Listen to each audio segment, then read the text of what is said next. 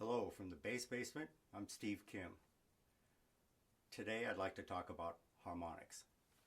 And harmonics are these flute-like tones that we get when we divide the string in different proportions.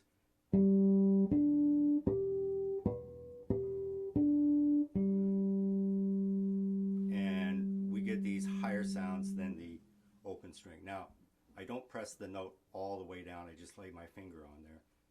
And Flagellate tones is the classical term for these.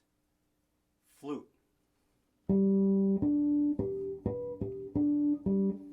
Any vibrating column of air or a vibrating string or any vibrating body will have these higher pitches at particular important divisions of that vibration. So for example, this is a G string. It's 34 inches long. And here's the G we get. If we divide that exactly in half at 17 inches, we're at the 12th fret and we get an octave above that. If we divide again, we'll be at 8.5 inches. I'll be at the 5th fret. I get a G even higher, and then at 4.25 inches, yet a higher G. I'm playing a fretless bass, but if I were to play a fretted bass, this exact same thing would happen. Being a fretted or fretless bass has no bearing on the string producing harmonics. And like I said, any vibrating body will do this. So for example, a bugle is a vibrating column of air and contained in the brass. So the player creates the harmonics, as it were, by manipulating their embouchure. So you notice that bugle tunes routinely have these particular intervals.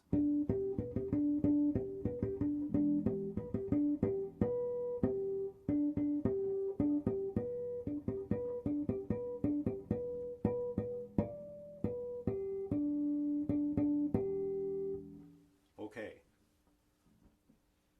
this may or may not be good for bass playing, so I'd like to propose some techniques that might help us. And what I'd like to talk about is, in some keys, these natural harmonics can produce chord tones, and I'd like to confine ourselves to having the harmonic be the third. So we'll use a closed tone as the root, like we so often do, and then we'll add to it that closed tone a third above or a tenth above. That would be an octave and a third, and that note will be a harmonic. So for example, if I close this C here at the 3rd fret, here at the 5th fret on the E string is a harmonic available to me that's a E. Now the problem is these two notes take two different types of touches to produce. This would be the normal where you close the string or press down on the fret, where here you do not press down on the fret. So a good way to practice that is separately. And then eventually this becomes much easier to employ both different touches simultaneously.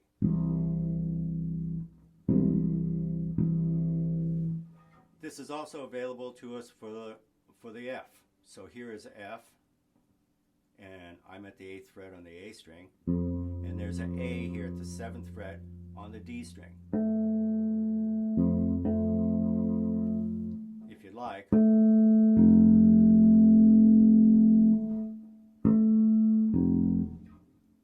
that A is also available to you, by the way, at the 5th fret on the A string. B flat and D. E flat and G. That G is, again, at the 5th fret on the G string. There's another stronger harmonic here at the 12th fret, and this E flat is right below it at the 11th fret on the E string.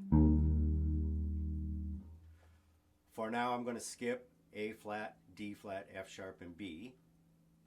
If I go to E, there's a G sharp, or the third, here at the 4th fret.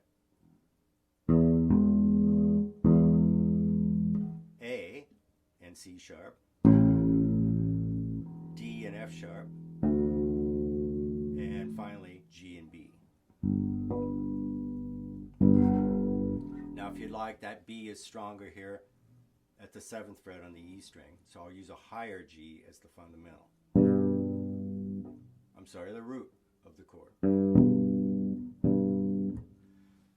So, how might I use this? Say I'm in the key of C and I'm playing a 1-4-5 chord progression. That would be C, F, G, and C.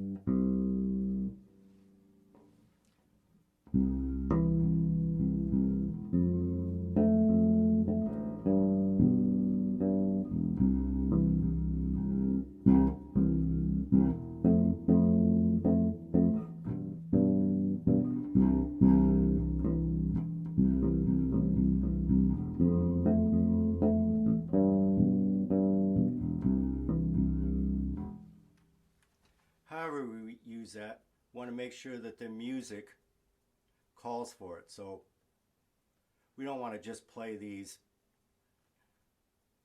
just to show off. That really isn't what the music might call for.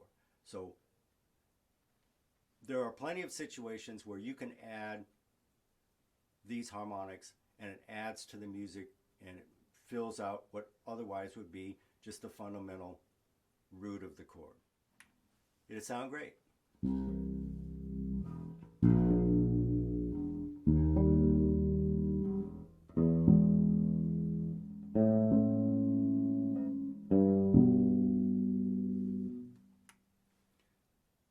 Okay, from the Bass Basement, thanks for watching.